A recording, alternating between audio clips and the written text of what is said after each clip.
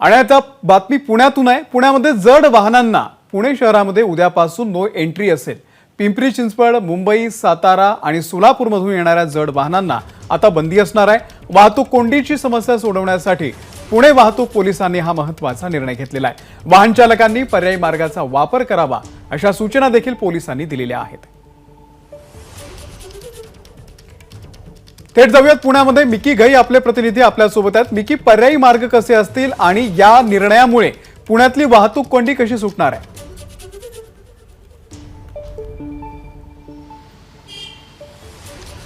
अमोल, जर आपण बघितलं तर मागील काही दिवसांपासून पुणे शहरात वाहतुकीची समस्या खूप मोठ्या प्रमाणात जाणवू लागलेली आहे। प्रत्येक चौकामध्ये मोठ्या प्रमाणात जाम या ठिकाणी लागलेले आहेत आणि याचे कारण देखील तसेच आहेत। अनेक रस्त्यांची कामं त्या ठिकाणी सुरू आहे आणि पुण्यामध्ये मेट्रोची जी कामं सुरू आहेत त्यामुळं मोठ्या प्रमाणात वाहतूक कोंडी संध्याकाळच्या वेळी होते। जेव्हा ऑफिसेस सुटतात, लोक मोठ्या प्रमाणात ऑफिसेसच्या बाहेर पडतात, आपल्या घराच्या दिशेने निघतात, तेव्हा तासनतास लोकांना या वाहतूक कोंडीमध्ये अडकून पडावं लागतंय।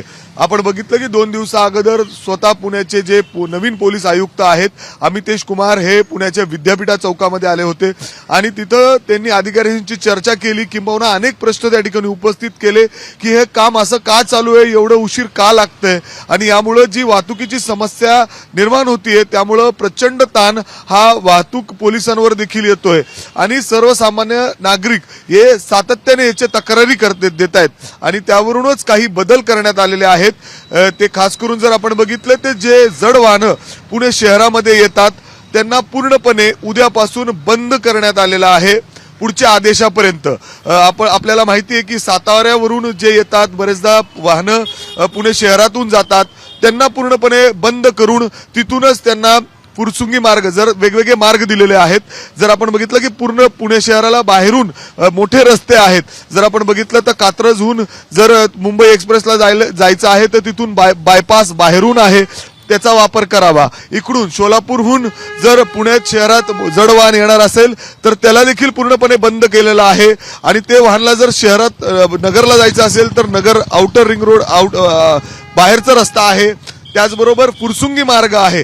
जर आपण पुण्याहून पिंपरीहून पुण्याच्या दिशेने जड वाहन येत असेल तर त्यांना बाणेर, त्याचबरोबर दुसऱ्या मार्ग दिलेले आहेत जिथून ते बाहेरच्या बाहेर जातील। अशा वाहनांना पुणे शहरामध्ये एंट्री नाही। ह्याच्यामध्ये जर खास करून आपल्याला बोलायचं झालं तर अत्यावश्यक सेवेमध्ये जे वाहनं येतात त्याच्यामध्ये जरी जड वाहनं येत असतील तर त्यांना पूर्णपणे परवानगी आहे, त्यांना यातून वगळण्यात आलेलं आहे। अशीच व्यवस्था नगर रस्त्यावरून देखील करण्यात आलेली आहे। जर आपण बघितलं तर नगर रस्त्यावरून मोठ्या प्रमाणात वाहतूक कोंडी होते, त्यामुळं इतर मार्ग त्या ठिकाणी सुचवलेले आहेत, पोलीस त्या ठिकाणी आहेत आणि वेगवेगळे डायव्हर्जन देखील केलेले आहेत आणि हे फक्त जड वाहनांसाठी आहे। कुठलेही लाईट मोटर व्हेकल किंबहुना दुचाकी वाहनांसाठी कुठलीही वाहतुकीची बदल पुणे शहरामध्ये करण्यात आलेली नाही। फक्त विद्यापीठा चौकामध्ये काही बदल करण्यात आलेले आहेत।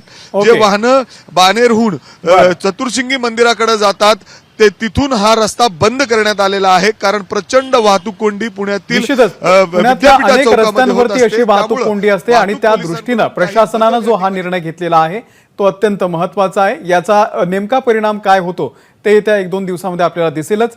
तुर्तास धन्यवाद मिकी या संपूर्ण माहितीबद्दल। एबीपी माझा, उघडा डोळे बघा नीट।